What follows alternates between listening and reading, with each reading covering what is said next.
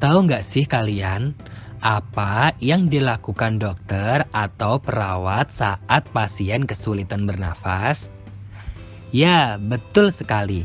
Jadi, dokter atau perawat akan memberikan oksigen yang dialirkan melalui tabung oksigen.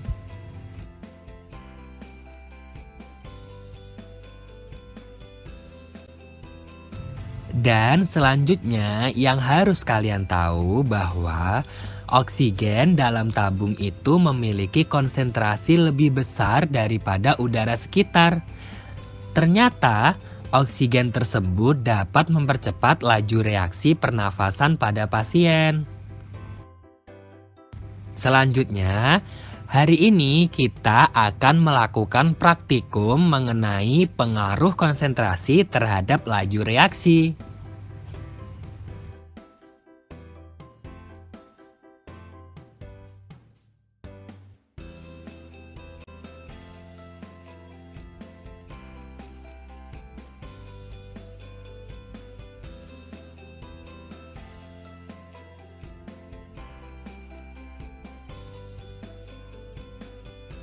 Sebelum kita melakukan praktikum, lebih baiknya kita harus mempersiapkan alat-alat dan bahan apa saja yang kita pakai pada praktikum kali ini. Adapun alat-alatnya, yang pertama kita harus mempersiapkan 3 gelas kimia. Yang selanjutnya kita harus mempersiapkan stopwatch. Adapun bahan yang kita pakai adalah asam klorida atau HCl dengan konsentrasi 1 molaritas, 2 molaritas, dan juga 3 molaritas. Dan bahan yang terakhir ada serbuk CaCO3. Langkah kerja yang pertama yaitu kita siapkan 3 buah gelas kimia ukuran 50 ml. Lalu beri label A pada gelas kimia yang pertama, kemudian label B untuk gelas kimia yang kedua, dan label C untuk gelas kimia yang ketiga. Untuk selanjutnya yaitu pada percobaan pertama, kita tuangkan 10 ml larutan HCl dengan konsentrasi 1 molar ke dalam gelas kimia A.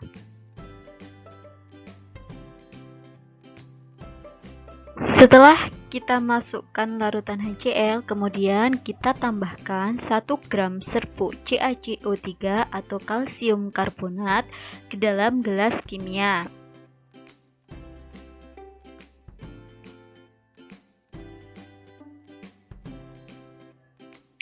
Kemudian, dalam percobaan pertama, catat waktu yang diperlukan sampai serbuk CaCO3 atau kalsium karbonat itu habis bereaksi.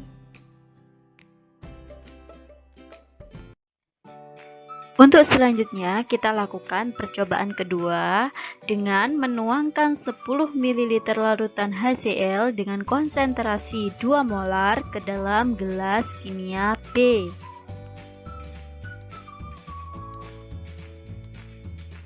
Setelah itu, kita tambahkan 1 gram serbuk CaCO3 atau kalsium karbonat ke dalam gelas kimia.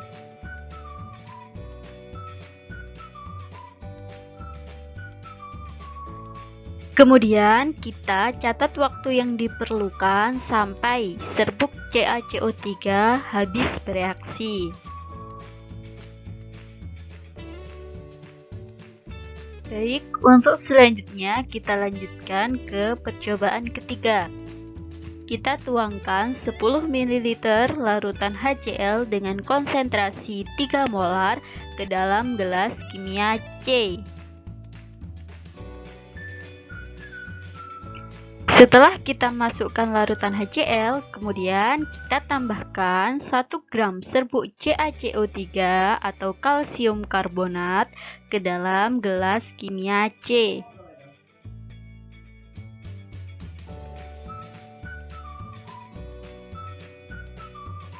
Kemudian kita catat waktu yang diperlukan sampai serbuk kalsium karbonat itu habis bereaksi.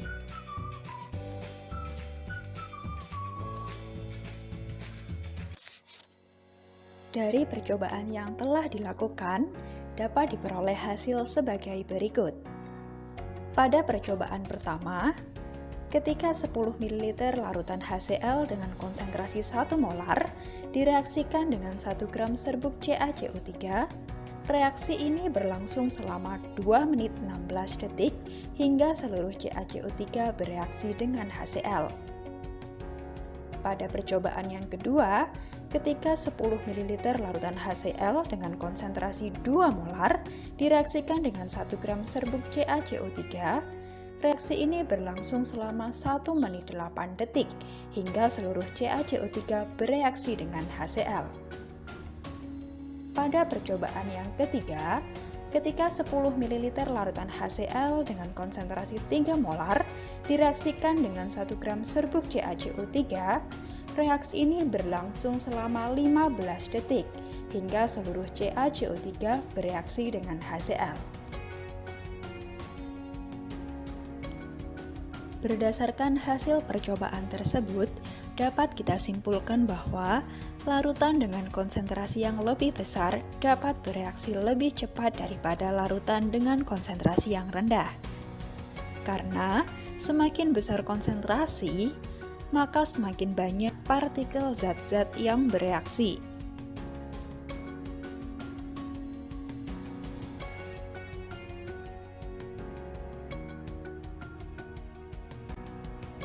Hal ini mengakibatkan kemungkinan terjadinya tumbukan antar partikel bereaksi menjadi semakin besar, sehingga tumbukan efektifnya juga semakin sering terjadi.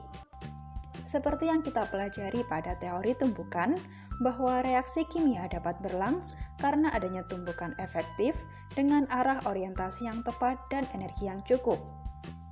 Jadi, kalau tumbukan efektifnya sering terjadi, maka reaksinya juga akan berlangsung lebih cepat. Dengan kata lain, laju reaksinya menjadi semakin besar.